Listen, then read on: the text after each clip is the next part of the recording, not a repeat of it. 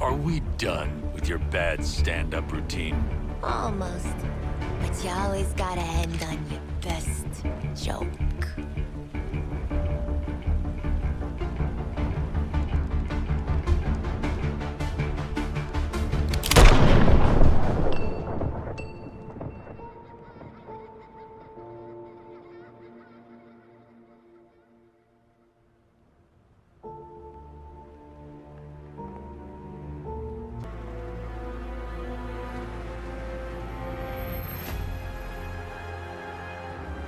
We've been set up.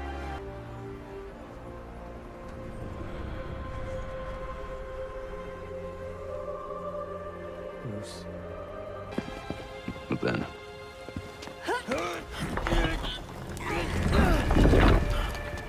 Nothing we do is easy. I'm sorry it's come to this.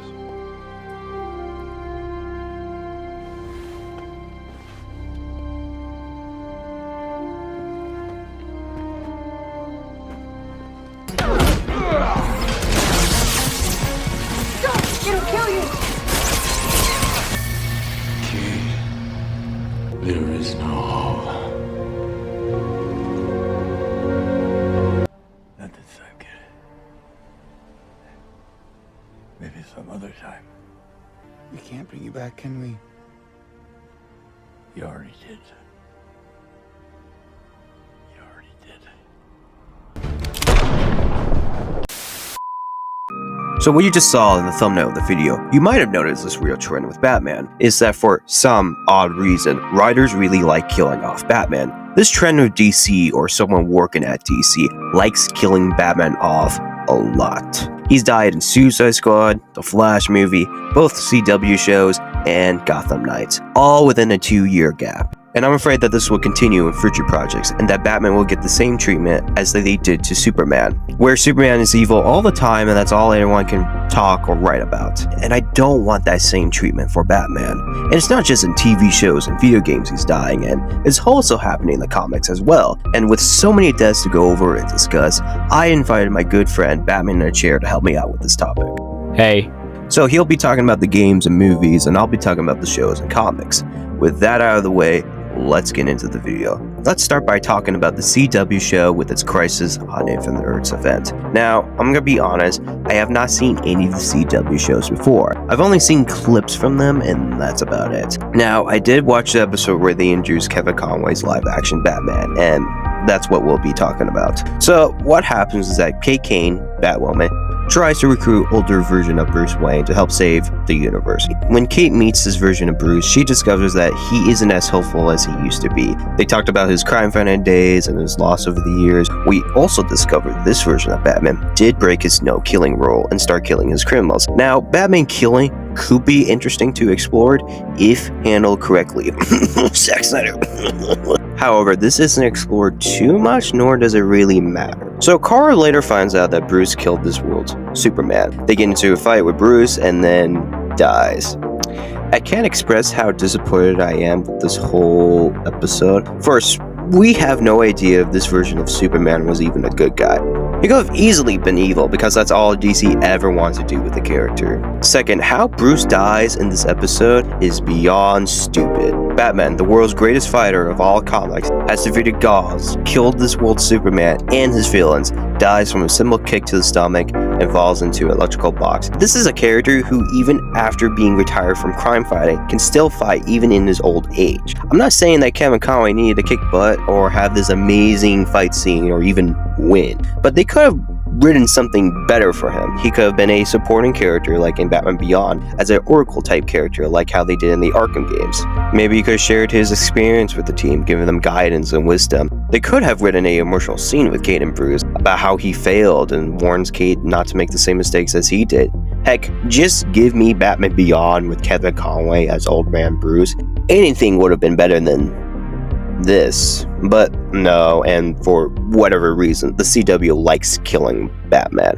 Which leads us to the next show, Gotham Knights. And oh boy, I thought it couldn't get any worse after the Crisis event. Gotham Knights, the show, not the game, has got to be one of the worst shows of all time, and I've only seen one episode in the entire series. This show makes the most baffling choices I have ever heard of.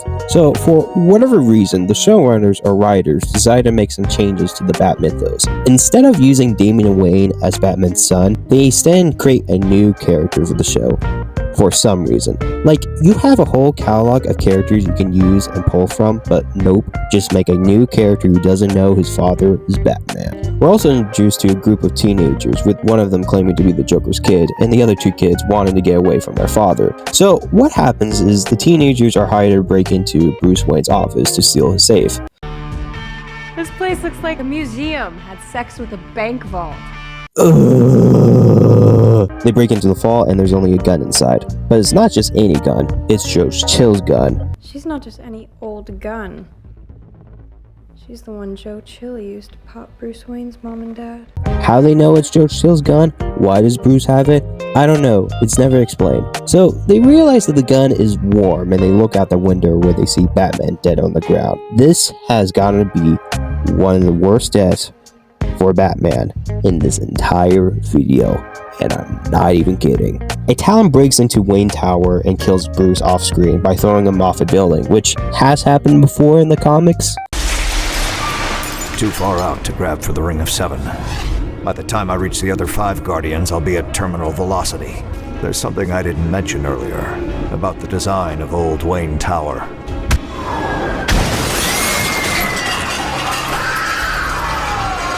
The 13th Guardian, installed by Alan's son, Henry, my great-grandfather. The Guardian for visitors to Gotham, arriving by air. He tried to use Gotham's legends against me. But I'm the only legend this city needs. I guess this version of Bruce didn't know the secret gargoyle. Is he stupid? Probably. The police show up and find out that Bruce Wayne is Batman.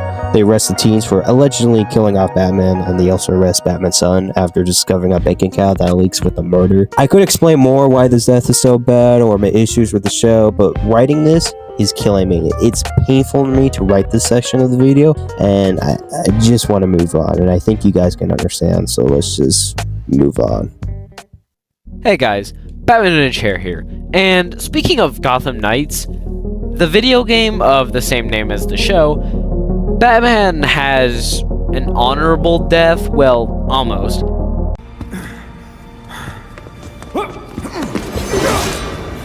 The hell, Bruce? So basically, he has 2 deaths in this game for some reason.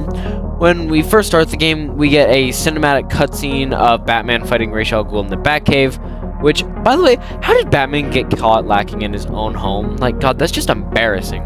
Anyway, we get some cool moments like Batman using a flashbang on Rage, then using the Batwing ejector seat to propel them both into another location of the Batcave. Some pretty good stuff. Then, at the end of the fight, Bruce decides to blow up the cave and all of his files and equipment with it because it was the only way to stop Rage. The Bat family later arrived at the explosion and found Bruce dead alongside Rage. This doesn't make a whole lot of sense though, because essentially Bruce just committed suicide and took Raish with him, breaking his no-kill rule. Then, later on in the game, we find out that Bruce is actually still alive because Talia resurrected him, you know, like through the Lazarus pit, which surprised absolutely no one.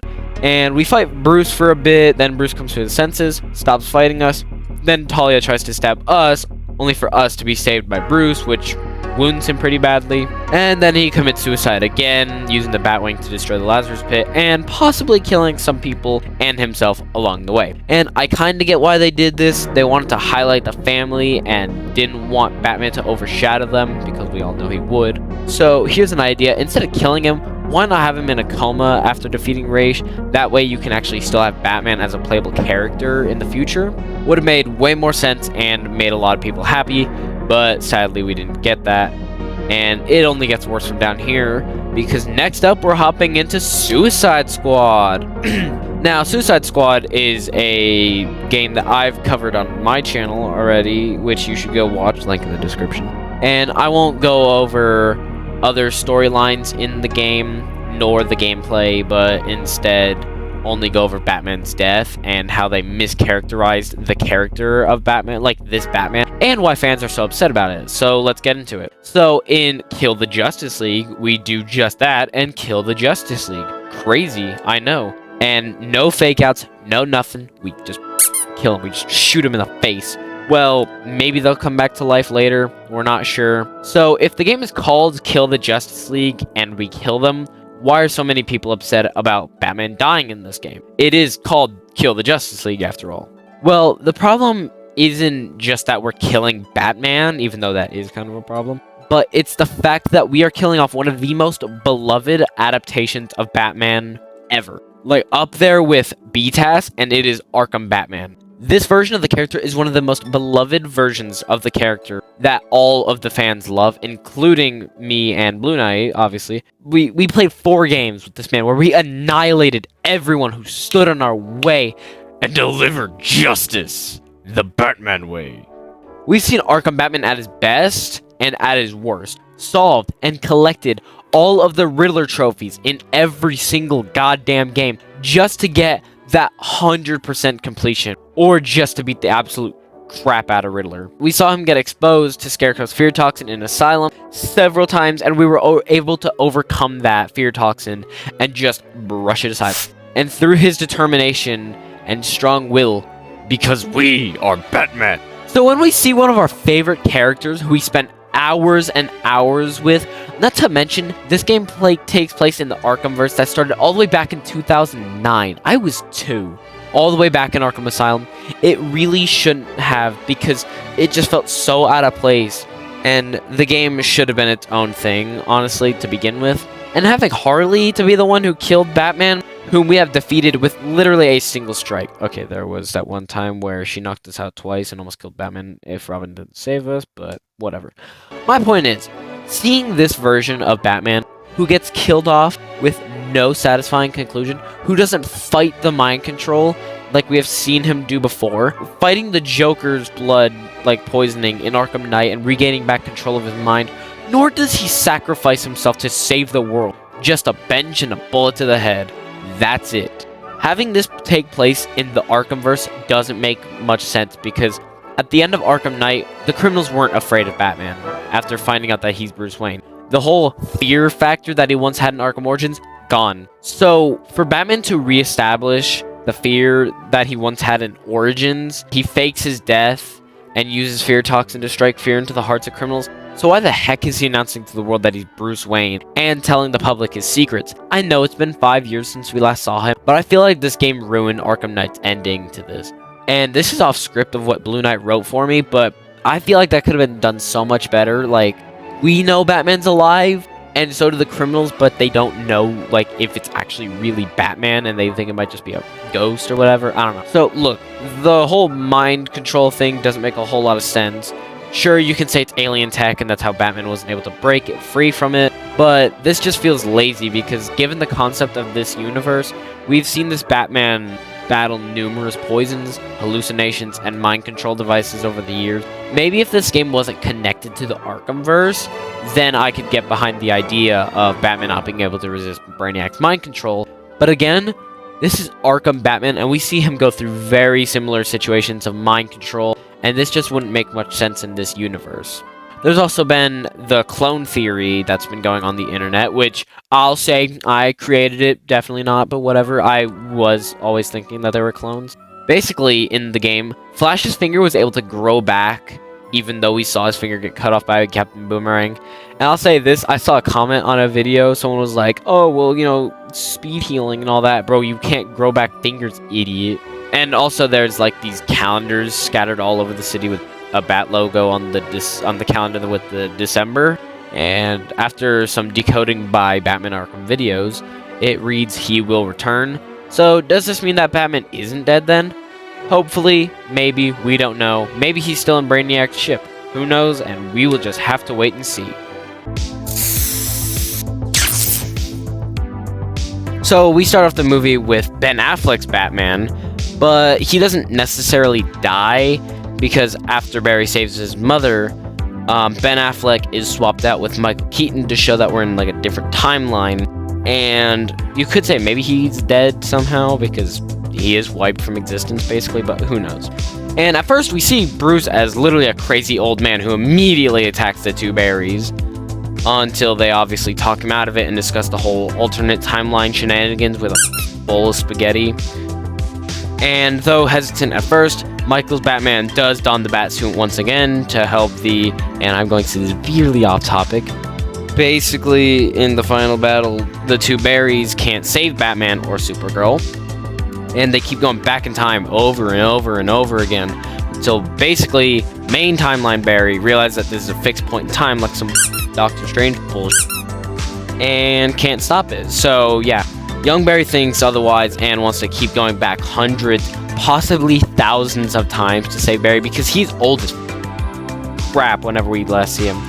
He's just trying to save Batman and Supergirl but can't. So basically, Batman doesn't die once or twice, hell, even 3 times, but hundreds, if not thousands of times, all in this one movie.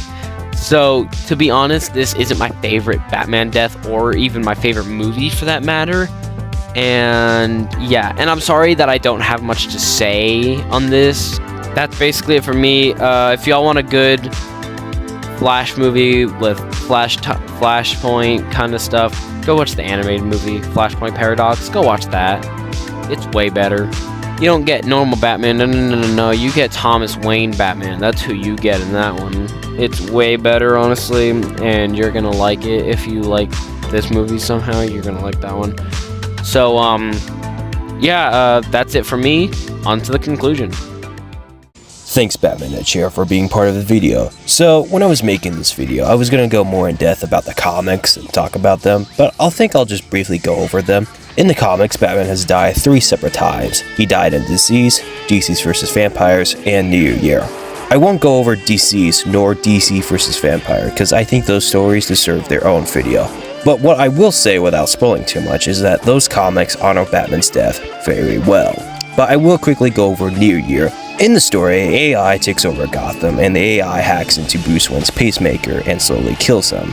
My problem with the series is why they needed to kill Bruce in the story. I feel like they only did this because they want Terry McGinnis to prove that he is Batman, and he doesn't need Bruce Wayne to help him to be Batman. Which, I don't think they need to do that because Return of the Joker movie already proved that Terry McGinnis is worthy of the mantle and proves that he is Batman.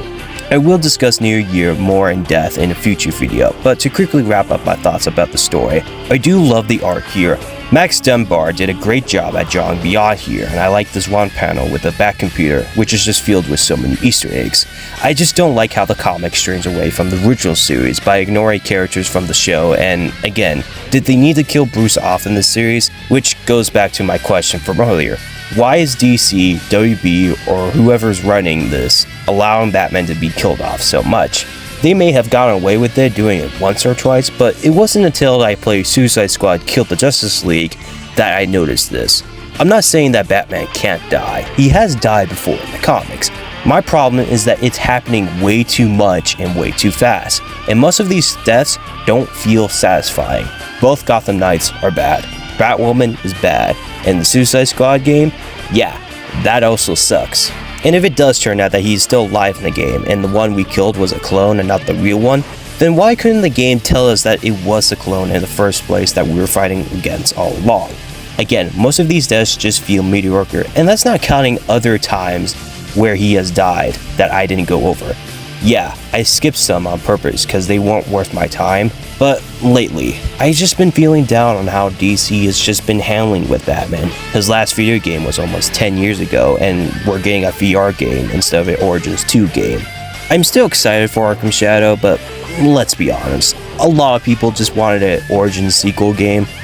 I don't like seeing any of my favorite characters getting killed off just so the audience can be shocked, or have him killed just so other characters can shine. Did he need to die in both Gotham Knights, The Crisis Show, and New Year?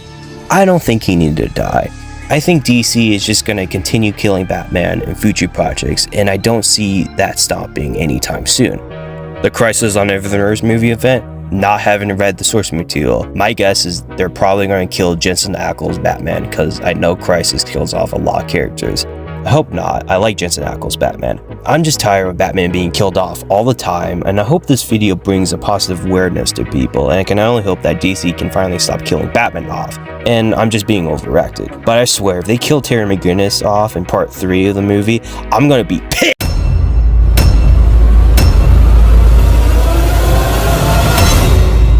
Some days you just can't get rid of a bomb.